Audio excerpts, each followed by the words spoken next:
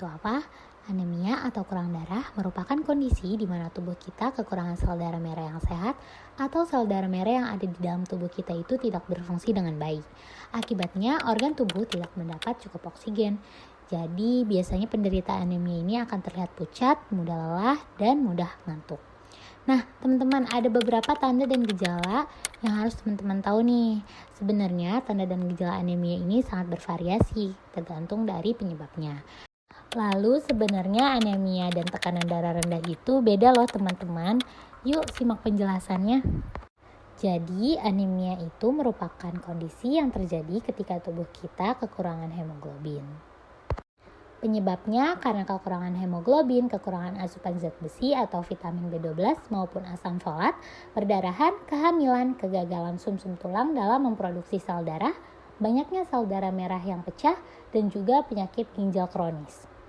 Sedangkan tekanan darah rendah atau hipotensi terjadi ketika tekanan darah di dalam arteri kita rendah atau berada di bawah batas normal, yaitu di bawah 90/60 mm air raksa.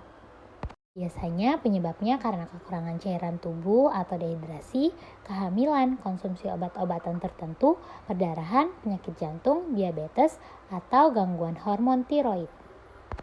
Nah, biasanya penderita anemia paling banyak terjadi pada usia remaja ya teman-teman. Kenapa remaja rentan terkena anemia? Jadi faktor terbesarnya adalah kurangnya perhatian dari diri sendiri maupun orang lain. Selain itu, masa pubertas remaja juga menjadi salah satu faktor yang dapat menyebabkan anemia. Sehingga memungkinkan mengalami kondisi seperti kurangnya asupan zat besi, kekurangan vitamin, mengidap penyakit, kehilangan banyak darah, pada saat menstruasi berat, pendarahan, dan lain-lain. Kenapa sih kita perlu mengkonsumsi obat tambah darah? Jadi kan kalau kita anemia, kita akan mengalami 5L ya teman-teman, yaitu lemah, letih, lelah, lesu, dan mulai. Nah, dengan kita mengkonsumsi tablet tambah darah ini, sangat bermanfaat untuk meningkatkan kemampuan belajar kita, produktivitas, menambah konsentrasi, maupun semangat kita teman-teman. Nah, ada hal yang harus diperhatikan pada saat kita mengkonsumsi tablet tambah darah, yaitu kita harus meminumnya dengan air putih, jangan menggunakan teh, susu, maupun kopi, karena dapat menurunkan penyerapan zat besi di dalam tubuh ya teman-teman. Sama seperti obat lainnya, tablet tambah darah mempunyai efek samping berupa perut tidak enak, mual-mual, susah buang air besar, dan feses berwarna hitam. Nah, untuk mengurangi efek samping tersebut, kita bisa meminum tablet tambah darah pada malam hari.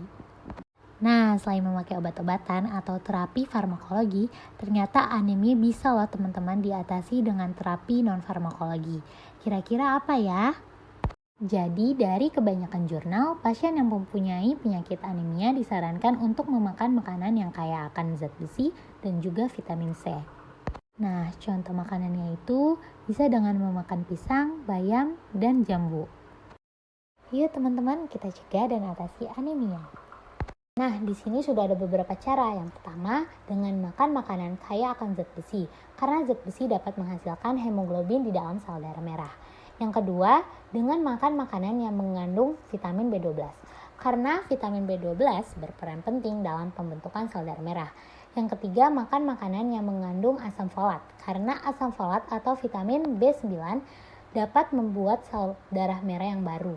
Lalu yang keempat, dengan makan makanan yang mengandung vitamin C, karena vitamin C berperan dalam penyerapan zat besi di dalam usus halus. Dan yang terakhir, dengan berolahraga, karena saat kita berolahraga, tubuh membutuhkan lebih banyak oksigen, jadi otak akan mengirimkan sinyal pada tubuh untuk memproduksi sel darah merah.